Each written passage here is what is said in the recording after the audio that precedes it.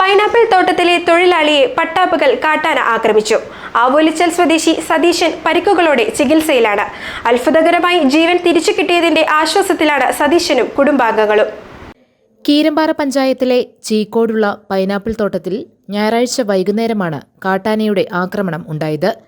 ആവോലിച്ചാൽ മാലി സതീശൻ ഇവിടെ തൊഴിലെടുക്കുന്നതിനിടെയാണ് അപ്രതീക്ഷിതമായി കാട്ടുകൊമ്പന്റെ ആക്രമണം നേരിട്ടത്.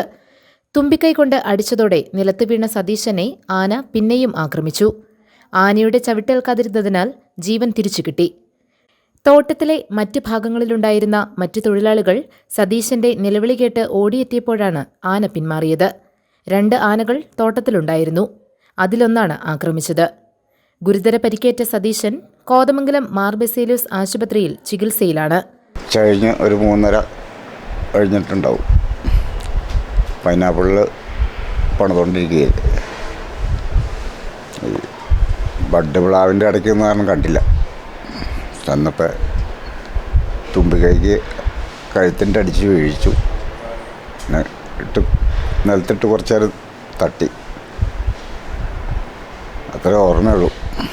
ഹോസ്പിറ്റലിൽ അവിടെ അടുത്തുണ്ട് അന്നേരം കൊണ്ടുവന്ന്. തൊട്ടടുത്ത് വേറെ ആരും ഇല്ലായിരുന്നു. ഒരു ഒച്ച കേട്ടോണ്ട് ഓടി വന്ന്. ഭാഗ്യം കൊണ്ടാണ് സതീശന്റെ ജീവൻ തിരിച്ചു കിട്ടിയതെന്ന് ഭാര്യ സുബി പറഞ്ഞു. ഞങ്ങളവിടുന്ന് വേഗം വന്നപ്പോഴത്തേക്ക് ഇവിടെ ആളെ കൊണ്ടുവന്ന് അഡ്മിറ്റ് ആക്കിയായിരുന്നു. പിന്നെ പൈനാപ്പിളിൽ പണിക്ക് പോയതാണ് രാവിലെ വീട്ടിൽ നിന്ന്. അതാണ് ആന വന്നു. ചീക്കോട് അങ്ങനെ പേരക്കുത്ത് ആവോലിച്ചാലിലൊക്കെ ആനയാണ്. പെരിയാറിന്റെ തീരത്തുള്ളതാണ് പൈനാപ്പിൾ തോട്ടം. ആശുപത്രിയിൽ സതീശനെ ഫോറസ്റ്റ് ഉദ്യോഗസ്ഥരുൾപ്പെടെ സന്ദർശിച്ചു. ചികിത്സാ ചെലവ് വനം വകുപ്പ് ഏറ്റെടുക്കണമെന്ന ആവശ്യം ഉയർന്നിട്ടുണ്ട്. ഈ പ്രദേശത്ത് രാത്രിയിൽ ആനയിറങ്ങുന്നത് പതിവാണ്. പകൽ സമയത്തുണ്ടായ സംഭവം ജനങ്ങളെ ആശങ്കപ്പെടുത്തിയിരിക്കുകയാണ്. ഇഞ്ചത്തൊട്ടി വനത്തിൽ നിന്നും പെരിയാർ കടന്നെത്തുന്ന ആനകൾ വിവിധ പ്രദേശങ്ങളിൽ നിത്യസാന്നിധ്യമാണ്. പാലമറ്റം, ചാരുപാറ, ചീക്കോട്, ആവോലിച്ചാൽ, പേരക്കുത്ത് തുടങ്ങിയ ഭാഗങ്ങളിലെല്ലാം ആനശല്യമുണ്ട്.